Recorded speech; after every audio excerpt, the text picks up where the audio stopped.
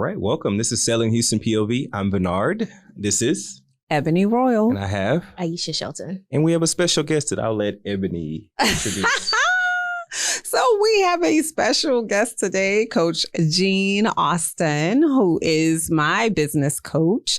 Coach Jean Austin is not only a business coach, but he is a homeboy from Opelousas, Louisiana. Oh, got a lot of boot in the house. Yes. So, Coach Austin, we're really excited to have you here on our show today.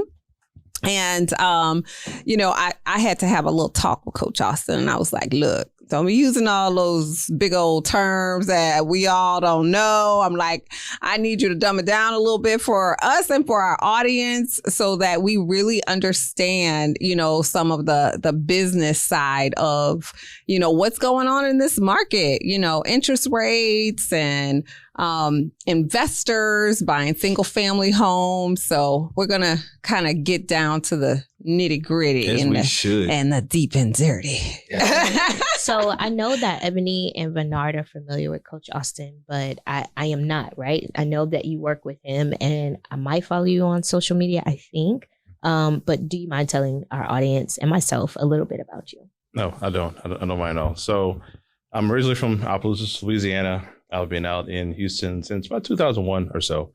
And I started out in the real estate space. My grandfather on my dad's side was in real estate. So pouring concrete, setting farms was a summer job of mine from 12 until probably I got into college. Now, mom's like, you're going to go to college to be a doctor, this, that, and the third. And I was like, okay. When I moved to Houston, I ultimately was working at Baylor College of Medicine as a cancer research coordinator, but flipping houses part-time. Couldn't get away from it. Now I got laid off from that nice cush 7-to-3 6-figure position. And the only thing I knew was real estate. Mm-hmm. So let me dive in. And ultimately working through getting minority certified, things of that nature, and getting into a position where, oh, hold on, the real estate crisis of 08, 09. Like, okay, so how does Coach Austin come from all that? So long story short, we ended up winning a pretty large contract around that time. When you say pretty large, can you elaborate a little bit about how large? We want to know. It's in an article where it was a $1.2 billion contract. Billion? Did you say B with a B? Yeah. A billion. Yeah. Okay. Amen to the B's. Yeah. So we're very fortunate to have that under our belt. Worked that out for 4 or 5 years. It was a 7-year contract, but we had to get out of it sooner than we wanted. But it wasn't bad because really, it's funny how success can get so big. And you like, okay, I don't have enough of the right people around me, so it's time to go. In and around that time, you've got the tech bubble and things of that nature. And this is where the consulting, coaching part comes from. You had companies that were around me that was like, okay, how are you moving in this space as a small company? Can you help us do this, that, and the third? And I'm sitting around like, y'all are big companies. How do you need me? But let's go. And like, here's our budget. I'm like, oh, you gonna pay me that much to do that? Okay, cool, let's go. And slowly but surely, I started consulting other firms, and that was the meat and potatoes that saved me for a long time, i.e. that turned into what you see now as the Coach John Austin Business Coaching, all those things. So I've been around business. This will be our 17th year this year. Wow. So I've been through, had some ups, had some downs, had some crazy stuff. But the fundamentals of business will sustain you. And right now in this market, I'm really kind of licking my chops because the fluff will fade away. You got to stick back to the fundamentals of business. Mm-hmm. So the big terms, if I say anything out of whack, just Investopedia it. But I want us to kind of get used to that being a normalcy. Some terms we may be not so accustomed to, let it be a norm. Because and I can take anyone through this market. It's crazy to some, but once you weed through the fluff and you say, oh, that's what's going on. Okay, let me do this, let me do that.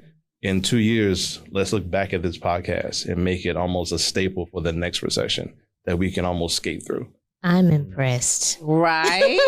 It's pretty impressive. Okay. And he's wearing a shirt today for you that are listening and not watching us on the YouTube channel that says, "Are you bank ready?" Can you tell us a little bit more about that? So Are You Bank Ready is a theme, is a trademark brand now. Thank God. And Are You Grant Ready is coming. That's later. Ooh, But one of the things that kept me around was, and I heard an underwriter say it to me. We were at a Chamber of Commerce meeting. We talked about that earlier. You have to be ready for this bank. Now, he said it to me in a kind of racial tone of, are you ready for the bank? And I'm like, no, I'm going to get ready for the bank. Yeah. But this is an underwriter talking to me. So after a few drinks, he starts to loosen up and he gives me the game on what underwriting really means. I'll see things on paper, but this is what we underwrite for. I'm like, oh, okay. So it's not the branch manager or the bank manager or the whomever, is the underwriter. It's the underwriter. Absolutely. So for all of us, all of you guys out there, when you're building relationships with a banker or anybody, there's somebody underwriting that paperwork. Mm-hmm. So are you bank ready? Are you ready for the bank? Is your paperwork underwriter ready? Is your business market ready? So in this market we're in now, can you sustain this market? If you sat down right now, don't say, I think, I feel, because that doesn't work. But are you really strategically positioned to go through this market and at least break even? Or if you're bleeding a little, can you sustain your way through it? So that's what Bank Ready is about. How do we strategically, with a plan and a strategy and the credentialing that we don't go after with minority certifications, how can you position yourself to win? Because the economy doesn't go away. No. It doesn't. The markets don't go away. Housing neither. Housing doesn't go away. Housing. Unfortunately, it doesn't go away. You need a place to live. Yeah. Yeah. And I don't care if it's 10 of y'all living in a house. Fortunate for me. You got to have. Yeah. Fortunate for me, it doesn't go away. Yeah. And I mean, I've read a lot of books. If you guys don't follow Jim Cramer, Mad Money comes on at 5 Central on CNBC. He's a Lilly centric, but there's a bull market everywhere. You just got to find it. And there's no bad market. Let's just say that. There's just bad ways to enter the market. There's bad positions to be in for me. So for my clients, I want to make sure you're on the right side of things and entering in a position of more of a positive entrance than one that you're trying to starve and scave and you're frantic and fearful, and the fear mongering that goes on social media, which is kind of sad. Yeah. Can I just, again, I'm going to try to make sure that everybody knows what you're talking about. So when you say bull market, to the person that's not really into, real estate, well, just financial, the financial side of things. What do you mean by bull market? So when I say bull market, there's bull and there's bear. Mm-hmm. So if you watch CNBC, Fox, whatever, and people say I'm bullish on something, well, I'm favorable. It's a positive market or a market going up, basically. Mm-hmm. If they're bearish on something, I'm a little skittish on that. I'm not sure. The market is in a downward trend. So today, if you look at the stock market, is very bearish. Bear, right. Hard. Mm-hmm. Right. That's a bear. I like that bear. Yeah. So you want to be bullish, but we can't always be bullish. Now and you might want to Google this one, doing the quantitative easing of the COVID period we just came out of. What I'm talking about? You see what I'm talking about? He said go on Investopedia, and I'm with it. Right. No. Pause. Y'all hit pause. I'm glad. I love this. This is why I'm so excited about you coming on here today. But Coach Austin and to the crew, now that we're talking about investor and investments, I'm just curious to really talk about segue into our topic. That it just sounds like it's right in the same place. So one of the things that we discussed was why are investors buying single family homes, right? And I'm seeing an abundance, on the listing side now, I'm seeing an abundance of people buying homes cash, right? And it's in the affordable arena where, they're in a position and they have all this cash and they're buying a home in, great school district, great neighborhood, and it's kind of knocking that first time home buyer back because obviously no matter what their offer looks like, they can't beat cash. They don't have it. So what are your thoughts about that? I can't be sensitive about it because at the end of the day, investors will do what investors will do. Mm-hmm. Invitation Homes, the BlackRocks, the Vanguards, the big names, the whales, if you will come in and any investor, if they have the capital to do so. Real estate right now is an asset class. Google this one, is a hedge against inflation. Yes. So people that are on the sideline wondering, should I get in? I wouldn't ask the question, should you get in? You should be pretty much contacting these folks and saying, hey, I need to get in now. Mm-hmm. And however you get in. Right. FHA, whatever route you get in, because the reason, to answer your question, why are the big boys getting in, investors are getting in, because the markets are, we said earlier, right? So let's contextualize it all. The market is very bearish. So if I have my money in my 401ks, you're seeing it lessen. So that asset class is bleeding at the moment. Yeah. The money never leaves the market. It just goes somewhere else in the market. Are we going to put it in gold? No, because it doesn't give me the right return. Right. And everything is ROI, return on investment. Right. This is our time. We will have a return on its investment. So for an investor, you want to put that money, that cash, in an asset class that will ultimately give you a good yield this year, next year, and down the line. If we look historically at these markets, the markets will pull back, recession, and they always will bounce back. Right. The markets are built to bounce back. Right. You often hear saying it's priced in. We won't get into that today, but certain things are priced in. So Well, now we got to re-invite you to the show. Nah. I mean, we don't get into it today. When do we get into it? I know, yeah. Well, I mean, it's like we'll be here till tomorrow, but And we would all be captivated. yeah. But to answer your question, I mean, for a lot of us, especially in the Black and brown communities, we let fear overtake what's really happening. Let's just simplify it. Real estate, I'll say this. And if you look historically at this, and I need to send you all the link to it. Sure. If you go back 25, 30 years, every recession never duplicates itself. So the 0809 will never happen again because that subprime doesn't happen Wait a again. second. Never. Can you re-say that again for the people in the back of the room? So there's no recession that has happened since even the Great Depression that will never duplicate itself again. That's right. There's a certain mitigating factor that caused it to happen. We won't get conspiracy theory at all, but let's just say fundamentals. Things happen, recessions happen, even this inflationary market. We got to realize, y'all, we came from zero. So the inflation is normal rates. It is that they're normal rates. putting into the market. Yeah. So be careful with the YouTube stuff y'all follow. Fear mongering. This is normal. And the news channels that are not. And the news channels, giving be you careful. incorrect data. Yeah, you have to be very careful. So this is normal. They forget the conversation about, hey, we're taking interest rates down to zero.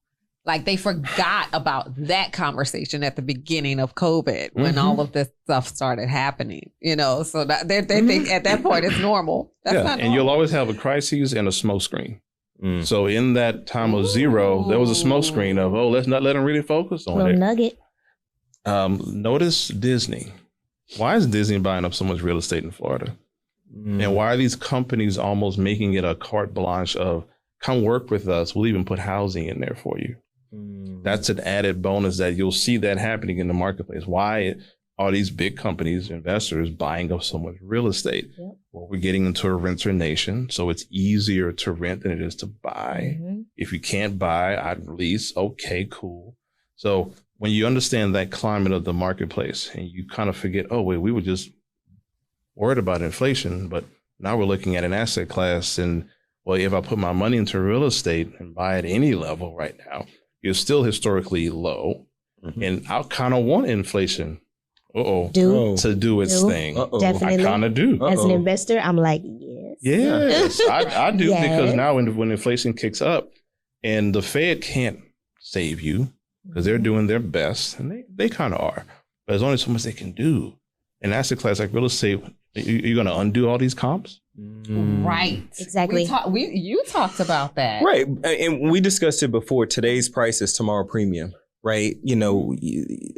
My take on the investors buying up real estate is it's an appreciated asset, right? That you are buying and really not having to pay the bill on it. Somebody else does.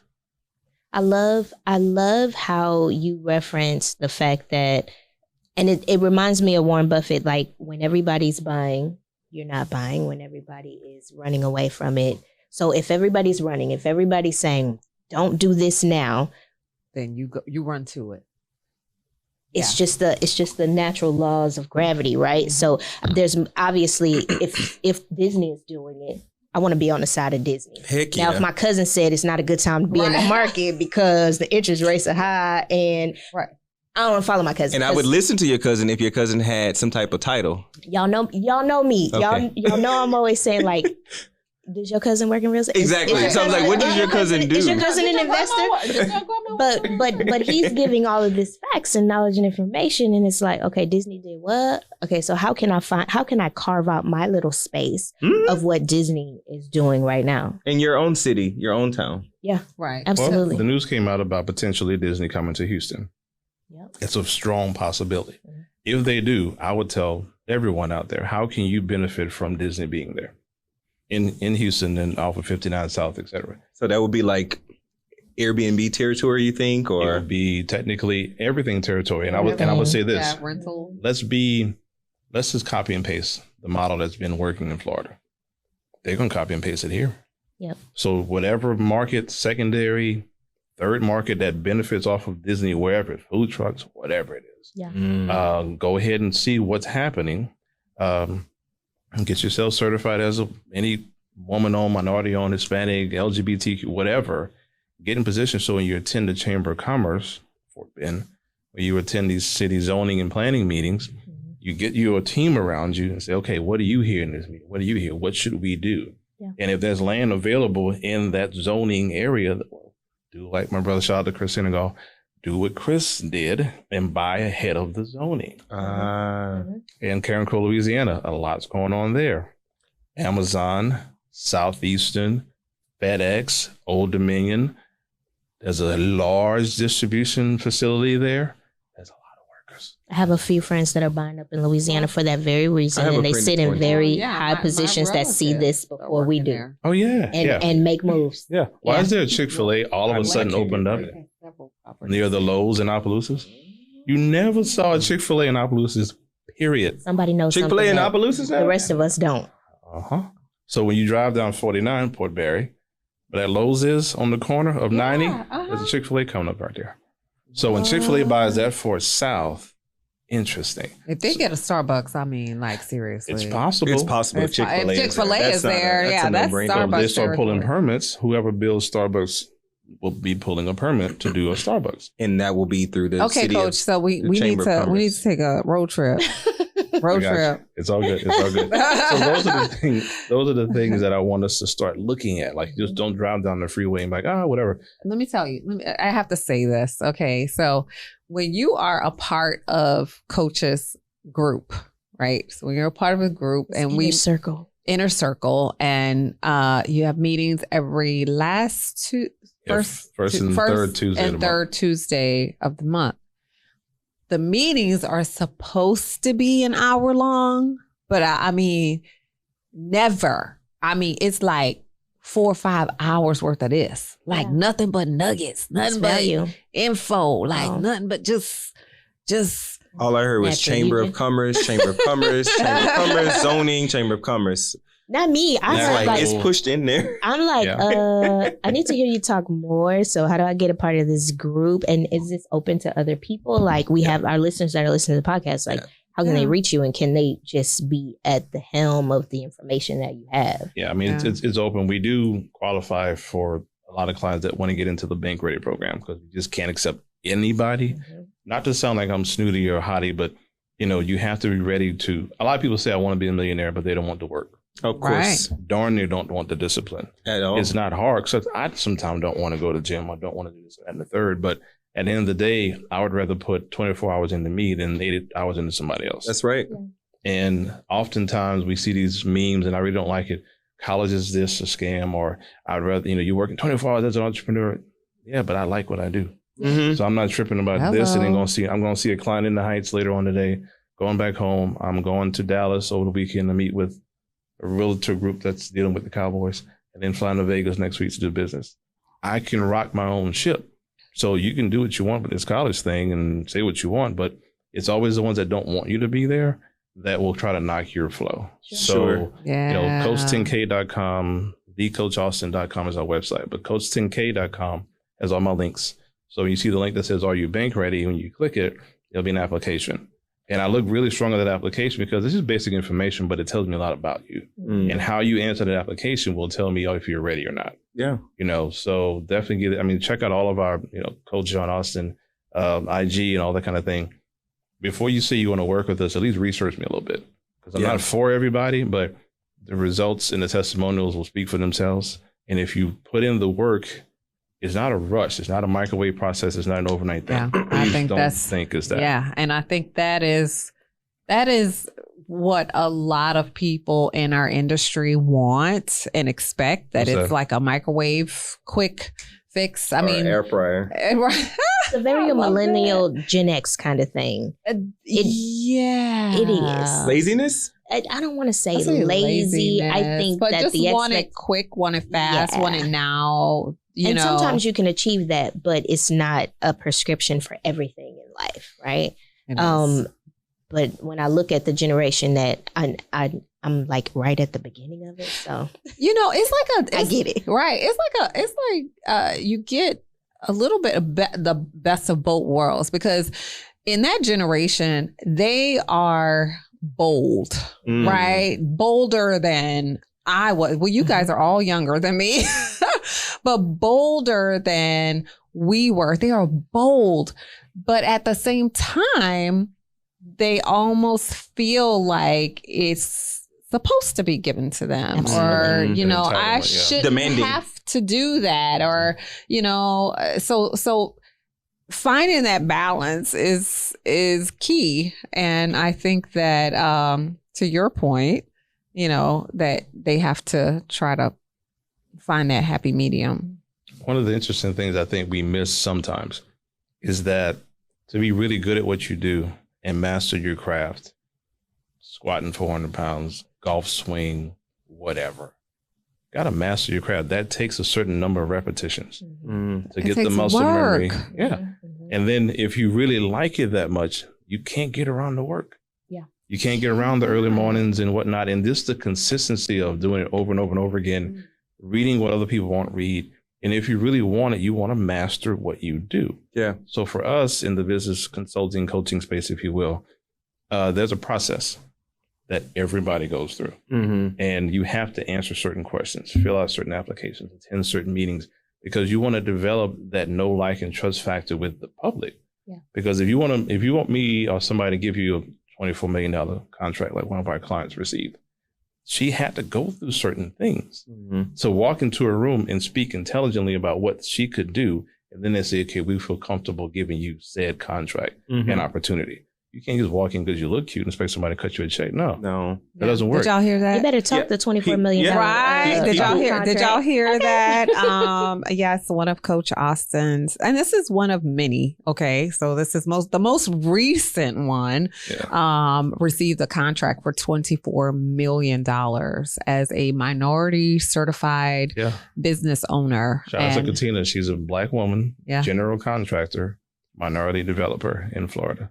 Wow. Yeah. And in this inflationary market, they're still building things. There's a thing called the infrastructure bill that's still pumping money into the system. Absolutely. Yeah. So like we brought up quantitative easing earlier, right? It is a big term. People aren't used to it. But if you look at the CARES Act and the infrastructure bill and you start looking at it, it'll show you where the money's going. Follow the money. Yeah, position yourself to be in line with where the money is going. Yeah. And if you want to wonder, again, where Bank Ready comes in, the planning and the strategy have to have it. The credentialing puts you in position for whatever opportunity is out there. State of Texas is having their hub procurement webinar, big one, in June and July. And they want historically unutilized businesses to show up so they can have you speak directly to their procurement department.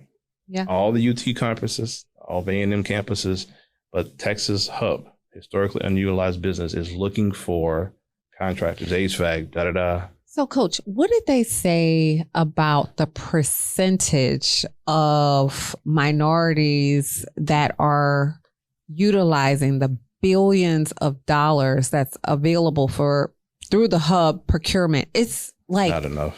Stunning. It's stunning. It's like 1-2%. Right. It's like what? 2 We're to not 3. even in the room, y'all. Like all I hear is opportunity. Yeah. All I hear is position yourself for the opportunity. When I heard that, I'm like, because it's a long story, but I was able to introduce you to that organization through somebody I met at the gym. It was a whole thing.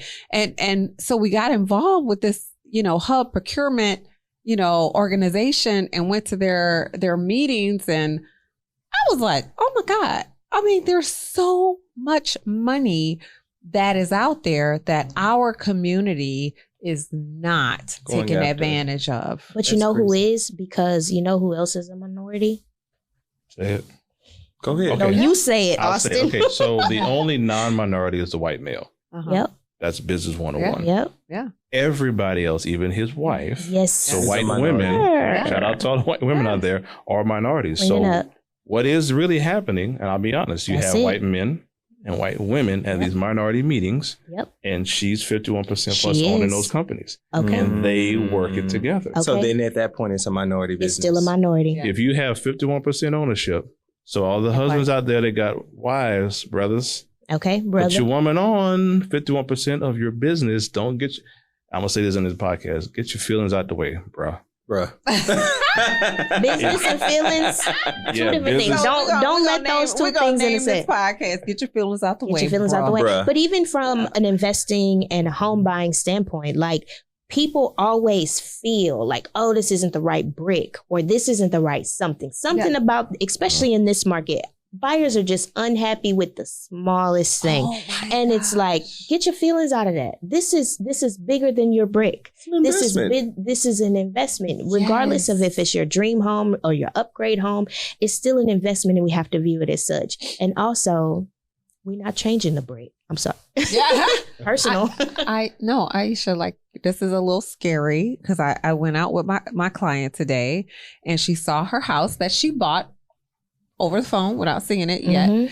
She saw it for the first time today and she goes, "Oh, I love it.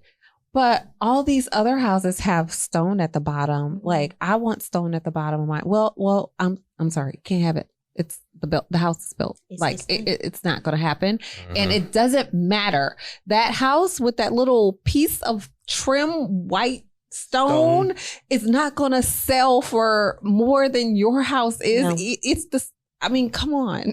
But even that, it's us as agents redirecting the conversation Yes. to remind them, right? Like, This is an does investment. this look exactly like you want it? No. But how is this return on your investment?